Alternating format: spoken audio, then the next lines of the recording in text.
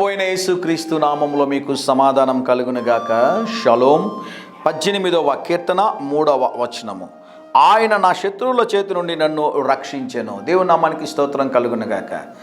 భక్తుడు ప్రార్థన చేసినప్పుడు దేవుడు తనని చుట్టుముట్టినటువంటి శత్రువుల చేతిలో నుండి దేవుడు అతనిని రక్షించినట్లుగా దేవుని గుర్చినటువంటి ఒక మంచి సాక్ష్యాన్ని ఇక్కడ తెలియజేస్తూ ఉన్నాడు. అయితే ఈ వచనంలో పైన ఉన్నటువంటి మాటను మీరు జ్ఞాపకం చేస్తాను, జాగ్రత్తగా గమనించండి ప్రియులారా. కీర్తనీయుడైన యెహోవాకు నేను మొరపెట్టగా.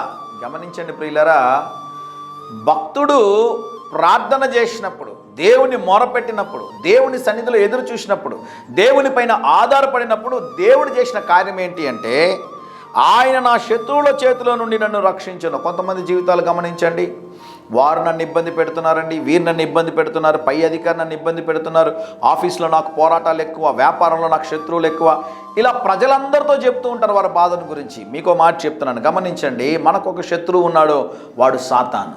వాడు మనతో ఎంతవరకు పోరాడుతాడు అంటే, మనం మరణించి అంతవరకు పోరాడతాడు.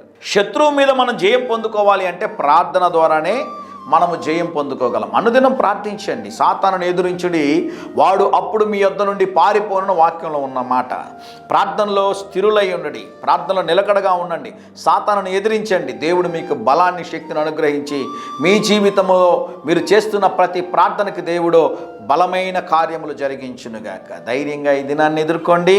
దేవుని సన్నిధి మీకు తోడుగా వచ్చునుగాక. ప్రియ పరలోకపు తండ్రి, ఈ దినం మా ప్రియులు చేయించిన ప్రార్థనను ఆలకించి వారు శత్రువులందరి మీద మీరు వారికి జయమును అనుగ్రహించమని, సాతాను అంధకార శక్తులు వాటి క్రియలని యేసు నామములో లయపరుస్తున్నాము తండ్రి. ఒక గొప్ప కార్యము చేయండి, మీరే నడిపించమని యేసు నామములో అడిగి వేడుకొనుచున్నాము తండ్రి. ఆమేన్, ఆమేన్.